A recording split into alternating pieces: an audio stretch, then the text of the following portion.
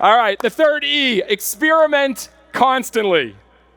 That was just an experiment. Everyone sells t-shirts, hats. We said, what if we sold Dolce & Banana underwear?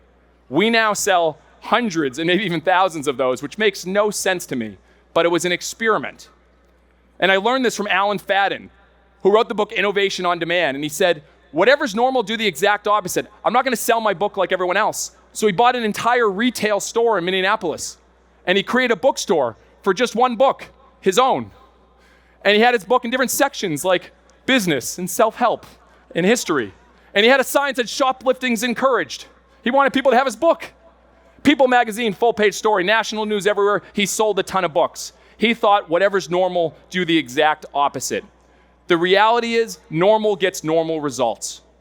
If we are doing the same normal things, we're in trouble.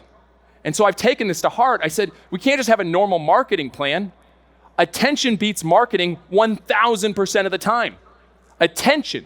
So how do we create attention? We have an attention plan with our team. And to think, what are those things we're doing that no one else is doing?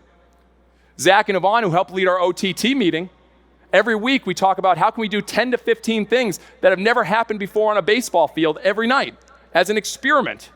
And I'll tell you, 9 to 13 of those fail miserably. The horse head race, messy baby, living piñata.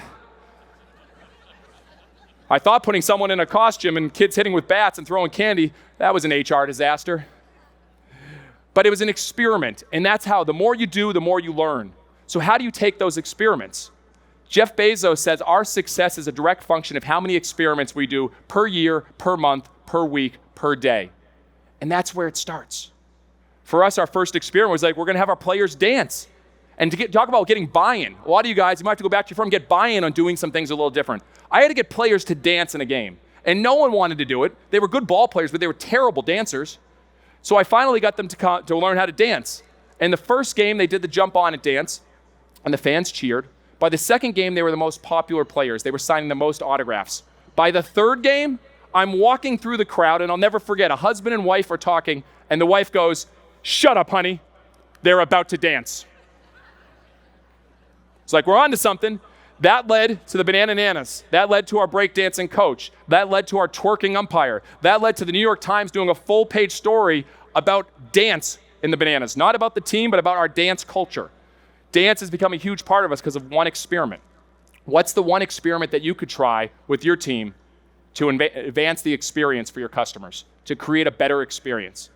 Can you get together and have an idea palooza like we do with our teams, or have an OTT meeting and over-the-top ideas? It sounds crazy, but if you want to disrupt your business, disrupt your industry, then you have to think differently. And that's where we start experimenting. Right now, all we focus on is Banana Ball and the greatest show in sports. We used to do events. We had haunted stadiums, running of bananas. We even had a great event I thought was Tap in the Morning Beer Festival. A beer festival that starts at 9 a.m. because you can't drink all day if you don't start in the morning. Only 94 people showed up. They had the time of their life, but that's all that showed up. From that experiment, we no longer do events.